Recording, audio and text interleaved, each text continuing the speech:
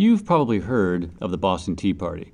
Something about a bunch of angry colonists dressed as Native Americans throwing chests of tea into the water. But the story is far more complicated, full of imperial intrigue, corporate crisis, smuggling, and the grassroots origins of the American Revolution.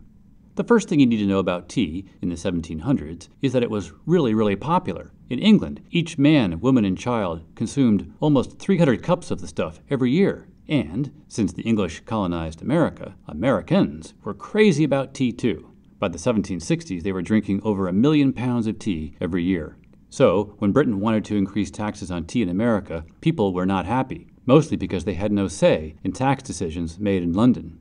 Remember that famous phrase, no taxation without representation? The American colonists had long believed that they were not subject to taxes imposed by legislature in which they lacked representation. In fact, rather than paying the taxes, they simply dodged the tax collectors. Since the east coast of America is hundreds of miles long, and British enforcement was lax, about 3/4 of the tea Americans were drinking was smuggled in, usually from Holland. But the British insisted that Parliament did have the authority to tax the colonists, especially after Britain went deeply into debt fighting the French in the 7 Years' War. To close the budget gap, London looked to Americans, and in 1767 imposed new taxes on a variety of imports, including the Americans' beloved tea. America's response? No thanks. They boycotted the importation of tea from Britain, and instead brewed their own.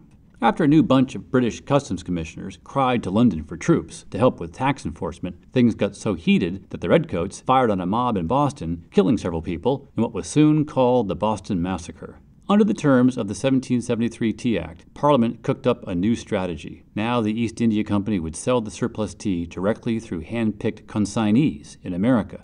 This would lower the price to consumers, making British tea competitive with the smuggled variety while retaining some of the taxes. But the colonists saw through the British ploy and cried, "Monopoly!" Now it's a cold and rainy December 16, 1773. About 5,000 Bostonians are crowded into the Old South Meeting House, waiting to hear whether new shipments of tea that have arrived down the harbor will be unloaded for sale. When the captain of one of the ships reported that he could not leave with his cargo on board, Sam Adams rose to shout, "This meeting can do no more to save the country." Cries of, "Boston harbor a teapot tonight," rang out from the crowd. And about 50 men, some apparently dressed as Native Americans, marched down to Griffin's Wharf, stormed aboard 3 ships, and threw 340 tea chests overboard. An infuriated British government responded with the so-called Coercive Acts of 1774, which, among other things, closed the port of Boston until the locals compensated the East India Company for the tea. That never happened. Representatives of the colonies gathered at Philadelphia to consider how best to respond to continued British repression. This First Continental Congress supported destruction of the tea, pledged to support a continued boycott,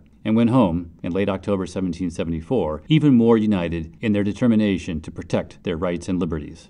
The Boston Tea Party began a chain reaction that led with little pause to the Declaration of Independence and a bloody rebellion, after which the new nation was free to drink its tea, more or less, in peace.